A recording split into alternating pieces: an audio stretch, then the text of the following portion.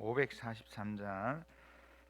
어려운 일 당할 때 나의 믿음 적으나 의지하는 내 주를 더욱 의지합니다. 세월 지나갈수록 의지할 것뿐일세. 무슨 일을 당해도 예수 의지합니다. 성령께서 내 마음 밝히 비춰주시니 인도하심 따라서 주만 의지합니다. 세월 지나갈수록 의지할 것뿐일세. 무슨 일을 당해도 예수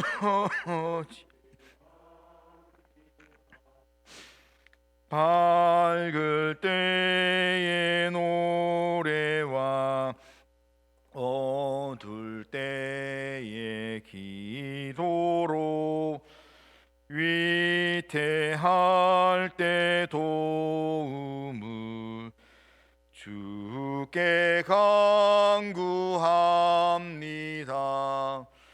세월 지나갈수록 의지할 것뿐일세. 무슨 일을 당해도 예수 의지합니다. 생명 있을 동안에 예수 의지합니다. 천국 올라가도록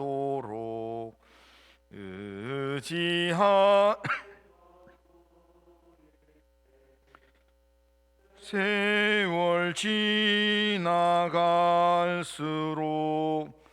의지할 것뿐일세. 무슨 일을 당해도 예수 의지합니다. 아멘. 신앙 고백하겠습니다.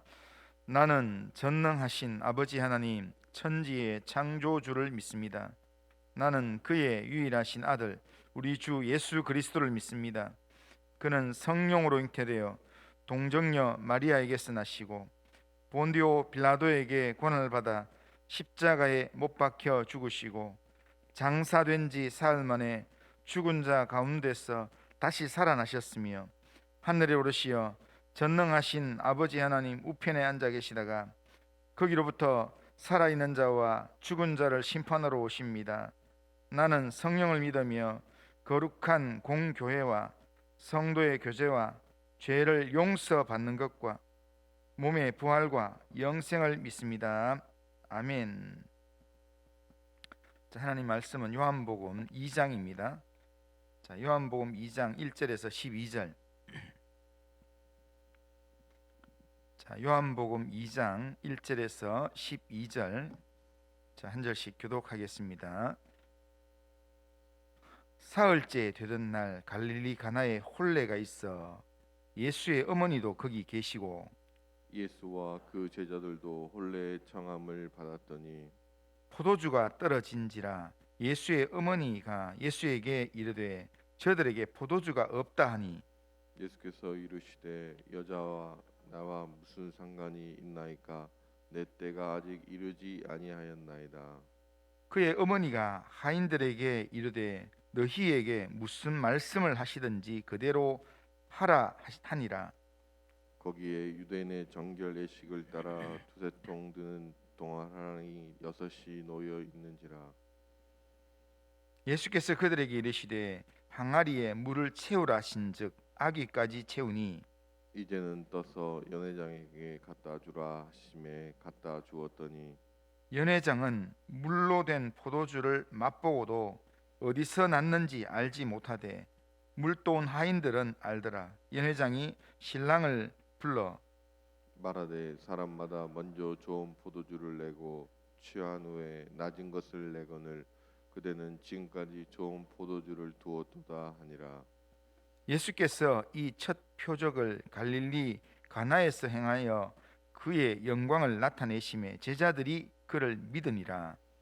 그 후에 예수께서 그 어머니와 형제들과 제자들과 함께 가버나움으로 내려가셨으나 거기에 여러 날 계시지 아니하니라. 아멘. 자, 오늘 우리가 읽은 이 본문은 갈릴리 가나 혼인 잔치에서 예수님께서 물로 포도주를 만든 사건입니다. 본문 1절에 보면 사흘째 되던 날 갈릴리 가나에 혼례가 있어 예수의 어머니도 거기 계시고 라고 말씀합니다. 여기에 시작하는 사흘째 되던 날이라는 말은 1장 끝부분하고 연결되는 부분입니다.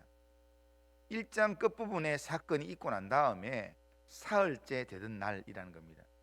1장 끝부분에는 예수님께서 나다나엘을 만나서 말씀을 하셨습니다. 요한복음 1장 51절에 보면 예수님께서 나다나엘을 만나서 마지막에 예수님께서 나다나엘에 하신 말씀이 뭐냐면 진실로 진실로 너희에게 이르노니 하늘이 열리고 하나님의 사자들이 인자 위에 오르락 내리락 하는 것을 보리라 라고 말씀합니다. 이 말씀은 인자이신 예수님 위에 천사가 오르락 내리락 한다, 이 말은 뭐냐면 예수님이 하나님의 아들 되심을 보이겠다라는, 보게 될 것이다 라고 하는 그런 내용입니다.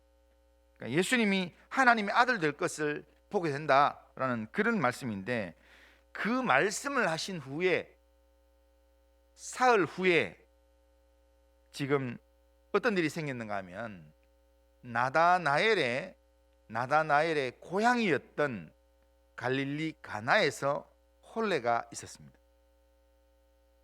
그러니까 나다나엘의 고향에서 있었기 때문에 나다나엘도 거기 참석했을 것입니다. 그리고 이 사건은 나다나엘의 친인척들이 거의 다 이 사건을 보았던 사건이기 때문에 누구도 부인할 수 없는 그런 사건이었을 것입니다.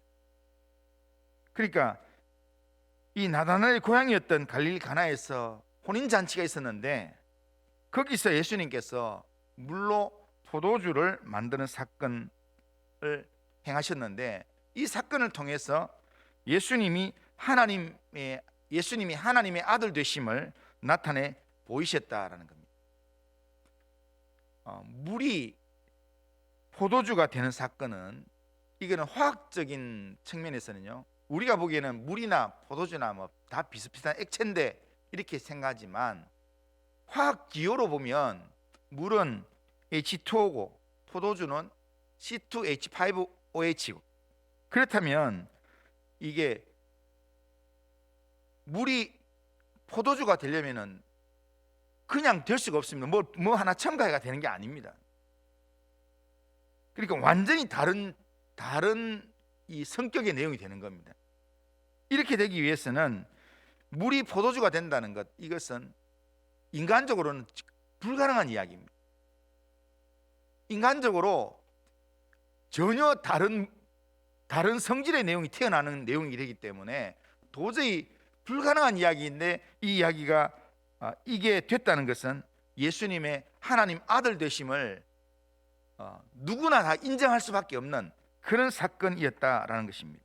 그래서 이것을 표적이라 이야기합니다. 표적이라는 말은 단순한 기적이 아니라 뭔가 뜻을 드러내기 위한, 뭔가 의미를 드러내기 위한 하나의 상징적인 기적이다, 이런 뜻입니다. 그러니까 물이 포도주가 되는 이 사건 자체는 도저히 이루어질 수 없는 그런 이야기인데, 그런데 하필 그 이야기가 어디 쓰이냐면 나다나엘의 고향이었던 이 갈릴리 가나에서 이 사건이 일어나서 모든 사람이 이걸 다른 사람들은 몰라도 갈릴리 가나의 사람들은 지금 포도주가 떨어졌다는 걸 다 알고 있습니다. 손님으로 온 사람들은 잘 모르지만, 연회장을 잘 모르지만 이 잔치를 주최하는 사람들은 다 알고 있습니다. 그런데 예수님의 말 한마디로 이게 이루어졌다는 것, 예수님이 하나님의 아들 되심을 그렇게 나타내는 하나의 표적의 사건이었다라는 겁니다. 당시 혼인잔치에서 포도주는 사람들에게 즐거움을 주는 중요한 음료였습니다. 그래서 포도주는 혼인잔치를 할 때 이 잔치를 잘했나 못했나를 평가하는 그런 중요한 음료였습니다. 그런데 그 중요한 음료였던 이 포도주가 잔치 흥이 한참 올라가는 중간에 떨어졌다라는 겁니다. 오늘 우리가 살아가는 세상에도 세상에서 우리에게 즐거움을 주는 이 내용들, 그 내용은 어느 순간인가 나는 이게 영원히 우리 속에 있을 거라고 생각하지만 그 즐거움을 주는 우리 인생의 포도주 같은 것들이 떨어지는 날이 온다는 겁니다. 그때가 되면 참 당황스럽습니다. 이것은 일순간에 즐거움을 완전히 망칠 수 있는 그런 주변 사람들에게 원망과 불평을 들을 수 있는 그런 위기의 상황이라는 겁니다. 그런데 이것은 임기응변의 사태로 해결할 수 없을 만큼의 아주 이 중대하고 복잡한 사건입니다. 그런데 이런 때에 예수의 어머니 마리아는 예수님께 이 상황을 알린다는 겁니다. 예수님께 이 문제를 알린다라는 말은 뭐냐면 예수님께 이 문제에 대한 해결책이 있다는 사실을 믿었다라는 겁니다. 이 문제를 해결해야 되는데 해결할 다른 방법은 없고 예수님한테 가져가면 이 문제 해결할 수 있다라는 것이 마리아의 믿음입니다. 그래서 예수님께 알렸는데 예수님께서는 아직 때가 되지 않았다 그러면서 거절하셨습니다. 4절에 보면 예수께서 이르시되 여자여 나와 무슨 상관이 있나이까 내 때가 아직 이르지 아니하였나이다 하셨습니다. 여기에 대한 설명도 할 게 많지만 그냥 결론적으로 이야기하면 예수님께서 아주 정중한 거절을 하는 표현입니다. 아주 정중하게 지금 아직 내 때가 안 되었습니다 하면서 거절을 했습니다. 그러나 이런 예수님의 말씀에도 불구하고 5절에 보면 마리아는 바로 하인들을 불러서 너희에게 무슨 말씀을 하시든지 그대로 해라 라고 그렇게 지시를 합니다. 마리아가 하인들을 예수님께 보내면서 예수님의 지시를 전적으로 따르라고 당부한 것, 이것은 마리아의 마음에 예수님에게 이 문제의 해결책이 있음을 확신했다는 겁니다. 예수님이 말씀하시는 대로 하면 문제가 해결된다는 것, 이것을 확신하고 있었다는 겁니다. 이것이 마리아의 믿음입니다. 마리아의 지시대로 하인들이 예수님께 가서 예수님이 지시하신 말씀대로 순종을 하게 됩니다. 여기서 예수님의 일하심이 시작된다는 겁니다. 예수님께서는 하나님의 아들이시지만 아무 때나 일하지 않습니다. 예수님은 하나님의 아들로서 하나님의 뜻을 이루기 위해서 일하시는 하나님이십니다. 그러기에 하나님의 때가 되어야 하나님이 일하시는 겁니다. 그런데 하늘에서의 하나님의 때가 오늘 우리에게 있어서 언제가 하나님의 때인가 하면 예수님이 언제 우리의 삶 가운데 일하시는가 하면 아무 때나 일하는 게 아니라 우리가 예수님을 의지하는 믿음과 순종이 있는 그곳에, 우리의 믿음과 순종이 있는 그곳에 예수님은 일을 시작한다는 겁니다. 마리아가 보낸 하인들이 예수님께 왔을 때 예수님께서는 돌 항아리 6에 물을 채우라고 그렇게 이야기합니다. 그러니까 하나에 이 두세 번 채워야만 가득 채울 수 있는 그런 내용을 6통 가득 채우라고 이야기합니다. 그런데 하인들은 예수님이 말씀하실 때 그 말씀하신 대로 항아리에 물을 채우는데 아구까지 물을 가득 채웠다고 이야기합니다. 그랬더니 물을 채우자마자 예수님께서 하신 말씀이 금방 우물에서 물을 떠와서 물을 채웠는데 채우고 나니까 예수님께서 그 물을 떠서 연회장에 갖다 주라고 이야기합니다. 포도주가 떨어졌다고 포도주 빨리 가져오라고 이야기하는 그 상황에서 예수님께서 금방 떠와서 부었던 그 물을 떠서 연회장에 갖다 주라고 이야기합니다. 그런데 하인들은 어떤 이런 방법 없이 예수님께서 말씀하시는 그 말씀대로 그대로 순종해서 그냥 그 물을 떠서 연회장에게 갖다 주었습니다. 그랬더니 거기에 물을 떨 때는 분명히 물이었는데, 그런데 연회장에게 갖다 주는 순간 그게 포도주가 되어 있었습니다. 이런 전적인 순종을 통하여서 물이 변해 포도주가 되는 기적적인 사건이 일어난 것입니다. 이 사건에서 우리가 할 일이고 주님이 하는 일이 있습니다. 물이 변하여서 포도주가 되는 기적은 우리는 죽었다 깨어나도 할 수 없는 일입니다. 이것은 하나님만이 할 수 있는 일입니다. 주님만이 할 수 있는 일입니다. 이거는 주님이 하셔야 될 일입니다. 이 일에서 우리가 해야 될 일들은 마리아가 했던 것처럼 예수님을 믿는 믿음으로 모든 상황을 예수님께 알리는 기도를 하는 겁니다. 그리고 예수님의 지시하심대로 철저하게 순종하는 겁니다. 예수님 믿고 예수님께 기도하는 것, 그리고 예수님 말씀에 순종하는 것, 이거는 누구의 몫이냐면 우리의 몫입니다. 우리가 믿음과 순종의 삶으로 주님 앞에 서 있으면 우리의 믿음과 순종에 주님은 놀라운 능력으로 반응하신다라는 겁니다.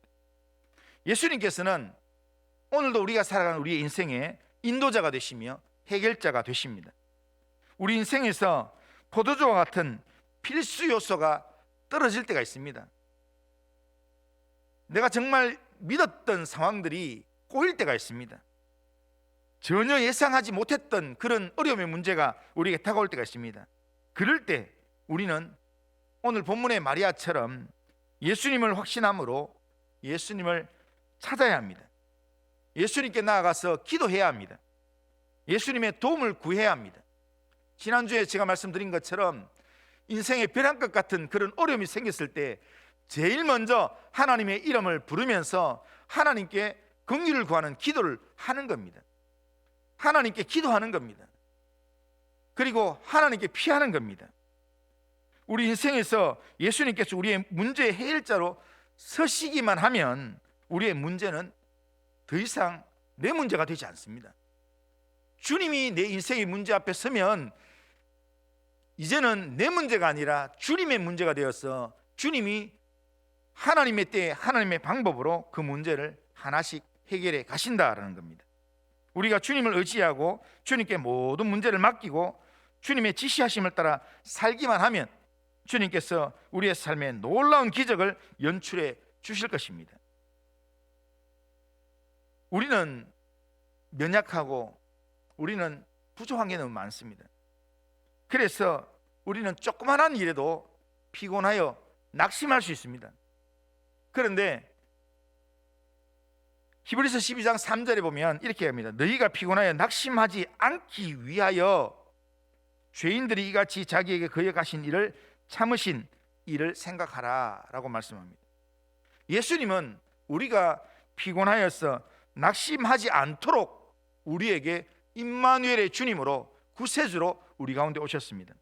그러기에 우리의 삶에 가장 중요하다고 생각되는 부분들이 떨어졌을 때, 모자랄 때, 그럴 때 우리는 그것 때문에 피곤하고 그것 때문에 낙심이 되고 괴로울 수가 있습니다. 그런데 그 문제를 그냥 내가 붙들고 있으면, 내가 가지고 있으면 그것은 더욱 나를 피곤하게 만들고 더욱 나를 절망의 자리로 막 몰아넣는다는 겁니다. 이런 연약한 우리를 도우시기 위해서 우리 가운데 오신 분이 우리 주 예수 그리스도라는 사실입니다. 그러기에 우리가 피곤하여 낙심하지 않도록 주님이 우리를 위해서 신이 일하신다는 겁니다. 주님이 언제 일하시는가? 우리가 주님을 믿는 믿음으로 주님의 말씀에 순종할 때, 믿음과 순종이 우리 마음 가운데 딱 준비되면 그때부터 일은 누가 하는가? 주님이 하신다는 겁니다.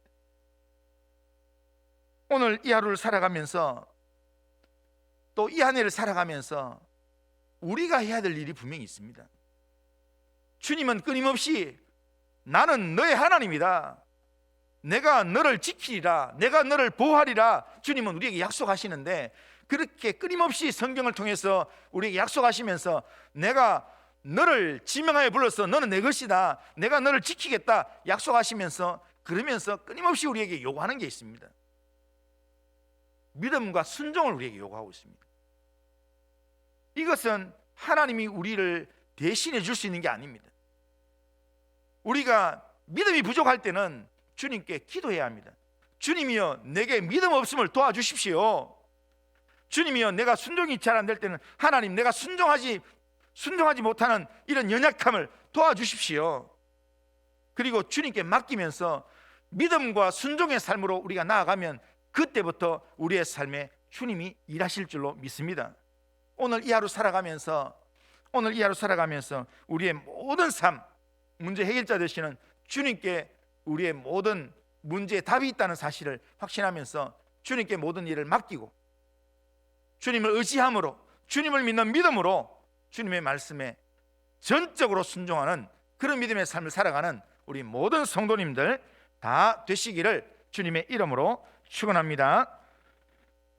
거룩하신 하나님 아버지, 오늘 우리의 삶에서 주님을 하나님의 아들로 우리가 확신하면서 주님을 전적으로 믿는 그런 믿음의 삶을 살 수 있도록 인도하여 주시옵기를 원합니다. 하나님, 이 아침에 주님께서 우리에게 무엇이라 말씀하시는지 주님의 말씀에 귀를 기울게 하시고 그 말씀에 주님을 믿는 믿음으로 순종하는 삶을 하나님 아버지 결단하고 살아갈 수 있도록 인도하여 주시옵기를 원합니다. 우리 성도들 가정마다 주님께서 함께 하시며 기도하는 제목마다 하나님 선하게 응답하여 주시옵소서. 주님을 의지합니다. 예수님의 이름으로 기도드리옵나이다. 아멘. 하늘에 계신 우리 아버지여, 이름이 거룩히 여김을 받으시오며 나라가 임하시오며 뜻이 하늘에서 이루어진 것 같이 땅에서도 이루어지이다. 오늘 우리에게 일용할 양식을 주시옵고 우리가 우리에게 죄 지은 자를 사하여 준 것 같이 우리 죄를 사하여 주시옵고 우리를 시험에 들게 하지 마시옵고 다만 악에서 구하시옵소서. 대개 나라와 권세와 영광이 아버지께 영원히 있사옵나이다. 아멘.